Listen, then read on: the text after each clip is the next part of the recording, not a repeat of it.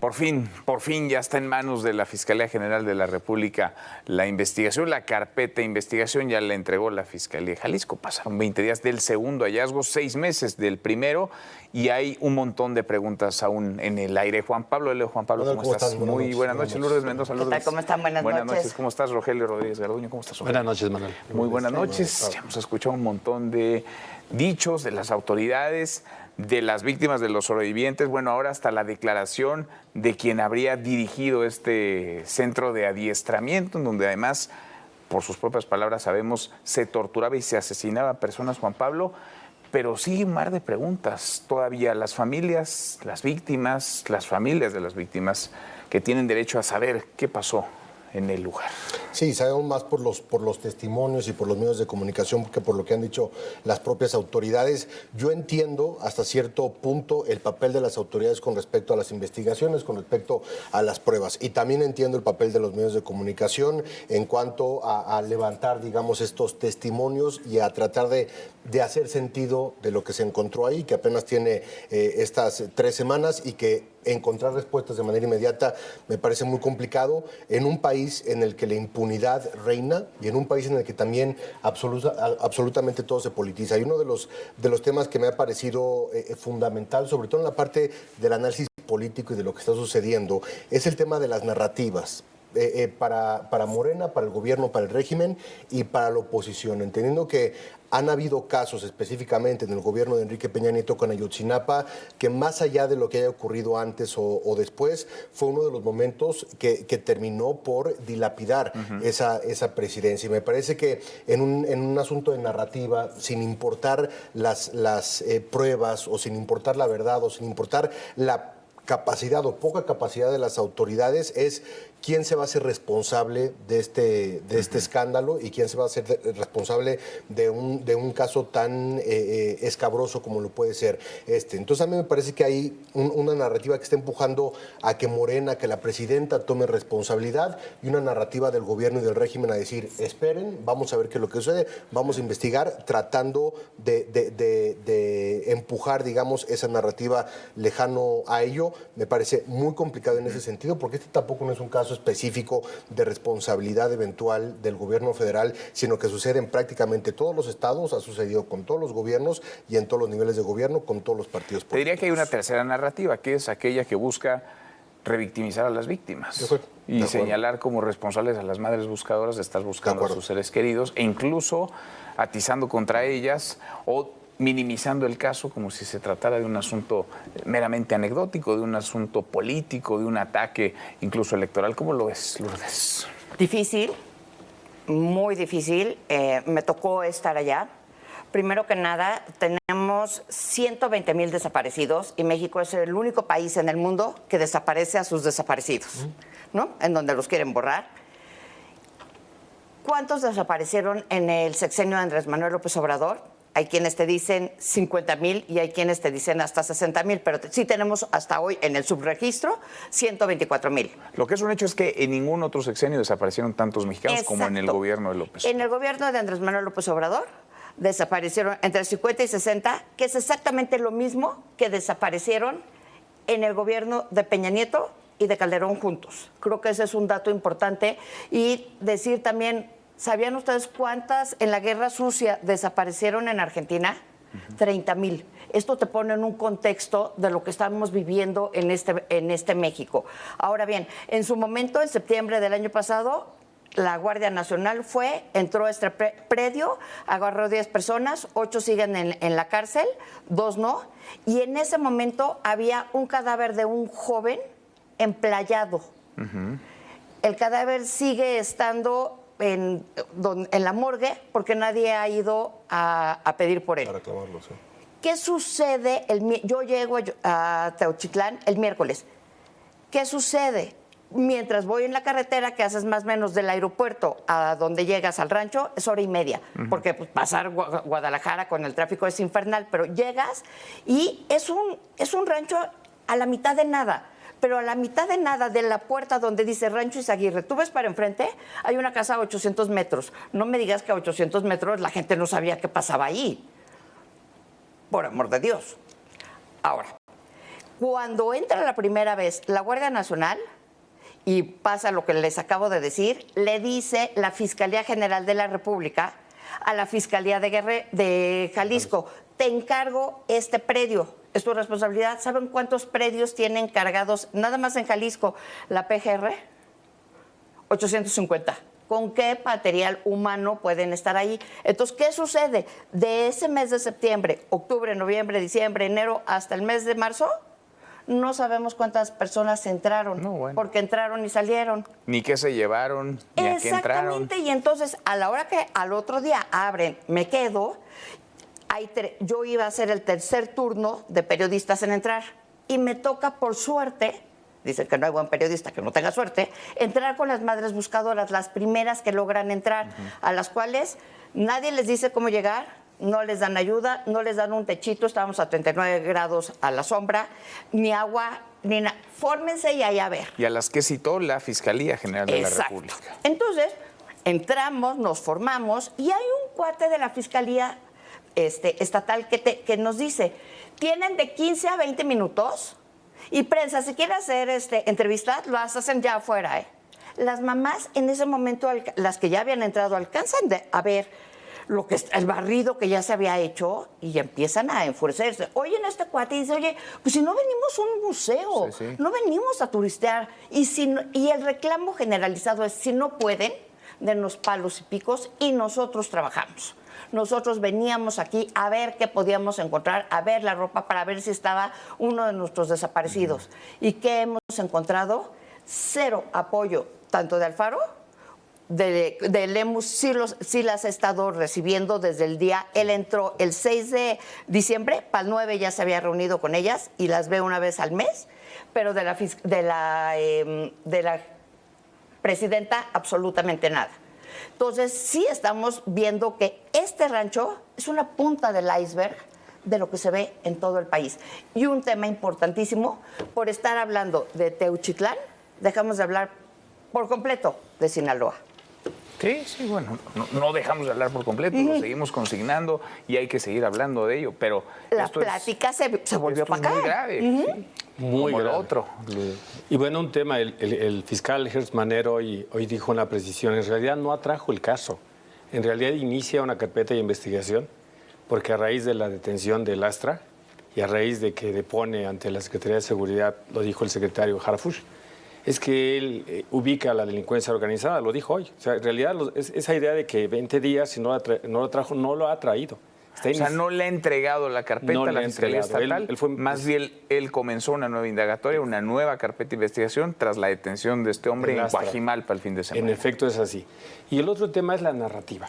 La narrativa desde el punto de vista, digamos, de la indignación, de los efectos de la parte gubernamental, pero el tema jurídico. La palabra exterminio ha estado jugando ahí. Y el juego es, ¿qué importancia tiene esta palabra? Pues tiene mucha importancia, porque si hablamos de exterminio estamos hablando de un crimen de lesa humanidad que México, como parte del Estatuto de Roma, los fiscales y jueces mexicanos tendrían que seguirlo así si hay un ataque sistemático y continuo contra un sector de la población, si como dice Lourdes, esto es la punta del iceberg, y si entonces estamos en presencia de un exterminio no solo por el Rancho Izaguirre, sino por patrones de conducta que se repitan. Entonces, si México integrara y judicializara este tema, entonces México tendría que darle cuenta a la Corte Penal Internacional para que el gobierno se desmarque de estos criminales. De lo contrario, con el pasar de los años es posible que por omisión veamos una crisis de gobernantes siendo sujetos de persecución por la Corte Penal Internacional. Esa es la importancia de la palabra, lo que están empleando ahí. Dado esa circunstancia, me parece que debe ser la investigación muy cuidadosa. Y en efecto, ver si lo que se dijo el secretario Harfuch, muy cuidado. No es lo mismo homicidios que hablemos de exterminio. Ciertamente y técnicamente pareciera que hay una distinción, pero si los homicidios son sistemáticos ahí en ese rancho y en otro rancho que el día de hoy también aseguraron, y en otros ranchos, etcétera, etcétera, entonces es posible que estemos en la necesidad de que el gobierno mexicano haga un control de convencionalidad, se llama así, para que México honre el Estatuto de Roma y remita a la Corte Penal Internacional. Lo cual se antoja muy complicado. Lo que sí es un hecho es que Lastra, lo que refiere el secretario García Harfuch, es que asegura se torturaba y se asesinaba a las personas que intentaban escapar de ese lugar, ¿no? Y que había adiestramiento y se les uniformaba, se les daban botas tácticas y se les incomunicaba durante un mes que duraba, digamos, el entrenamiento para formar parte de este ejército al servicio del crimen organizado. Tenemos entonces 2 carpetas de investigación. Sí, la de la Procuraduría. O sea, hay una que está corriendo en la Fiscalía Estatal de Jalisco y otra en el Estado de Jalisco. ¿Y qué esperan en Jalisco para entregar la carpeta? Bueno, se supone que las periciales debían integrarse. No son varias carpetas, en realidad son un conjunto de carpetas. No parece que les corra demasiada prisa. No, no parece. Y había hablado el fiscal que es Marrero de esta carpeta de la Fiscalía del Estado de Jalisco con ciertas imprecisiones y demás. A ver, en cuanto a la procuración de justicia, en cuanto a la capacidad de investigación, en cuanto a la voluntad, sobre todo, lo más importante, la voluntad de las autoridades de poder llegar al fondo de las cosas sin tocar esta protección política que también existe y quizá, hablando un poco de lo que decía Lourdes con respecto al sexenio pasado, específicamente el expresidente Andrés Manuel López Obrador, se antojaría difícil con esta percepción también que hay en la población respecto a teorías de conspiración, respecto a la falta de voluntad y de capacidad de las autoridades para haber resuelto en este país magnicidios de personajes muy importantes que se quedan en el aire, de eventos que marcaron al país como regreso al tema de los 43. Mi pregunta es, ¿por qué en este caso sería diferente? ¿Por qué en este caso no se estarían protegiendo políticamente? ¿Por qué en este caso sí pudieran llegar al fondo del asunto cuando también es un tema que ya ha pasado, que ya no hay nada infragante, digamos, en ese momento, hablando un poco de la parte jurídica, y que todo pareciera indicar, y más por la posición del gobierno federal con respecto, y me parece que tienes un gran punto, a las madres buscadoras?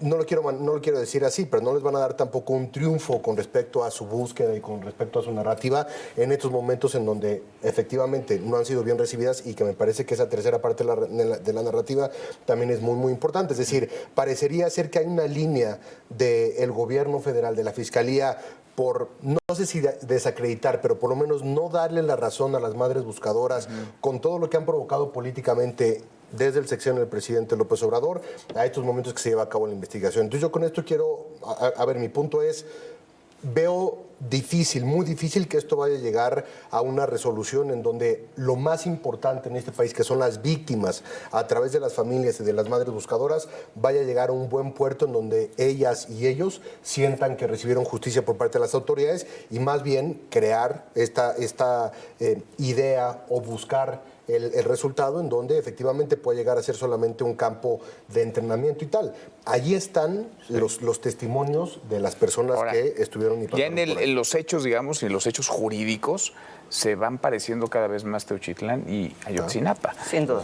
Con la Fiscalía Estatal por su lado, con la Fiscalía General de la República por el suyo, con autoridades omisas, quizá en lo estatal o en lo federal, que no vieron o no quisieron ver, o si vieron estaban coludidas o atemorizadas, amenazadas. Ahora, si hay, digamos, un matiz. La presidenta Sheinbaum dice, a ver, yo respeto a las madres buscadoras, lo que no vimos con Andrés Manuel López Obrador, que se cansó de atacarlas, de golpearlas, pero hay una horda de personajes que a través de medios públicos o de las redes sociales sí están no solamente hostigando a las madres buscadoras, sino incluso criminalizando a las madres buscadoras para desacreditar. Pero además, yo sí creo, o sea, sí, el discurso de la presidenta fue ese, pero también yo creo que se debería de juntar con ellas.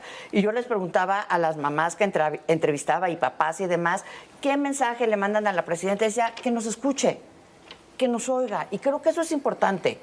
Digo, ha sido más empática que Andrés Manuel, pero eso, cuando eres una madre y ves lo que hacen estas madres buscando a sus seres queridos, es desgarrador, porque cada quien entiende una madre buscadora en el contexto en el que estamos. Y en el contexto no es lo mismo ser en la Ciudad de México que estar en Chihuahua o que estar en Sonora o en Chiapas, que ellas sí se van a los montes y al desierto y es un problemón. Y ahora bien, también Enrique Alfaro dijo, todos los desaparecidos es que están en malos pasos. ¿Cómo? Entonces está bien vivir en una barbarie. Ya no importa la ley, sino que alguien decida si vives o no vives. O sea, México está convirtiendo en una barbarie y creo que esto no se va a resolver tan rápido como nosotros quisiéramos. No. Por eso se necesita un volantazo, un cambio de la estrategia. Y en efecto es así, porque es lo que se tiene que investigar debidamente, es desde la, digamos, desaparición forzada de personas ocurrida por particulares, estamos en presencia de esos cárteles, qué grado de participación tuvieron las autoridades para hablar también de un crimen de Estado, porque es el municipio, están detenidos tres policías municipales. Se ha dicho por parte del fiscal que hay que llamar al presidente municipal, o sea, está haciendo una imputación directa, entonces el municipio es el Estado. Las omisiones del Estado de Jalisco y de la Procuraduría del Estado de Jalisco representan también actos del Estado y las omisiones federales también.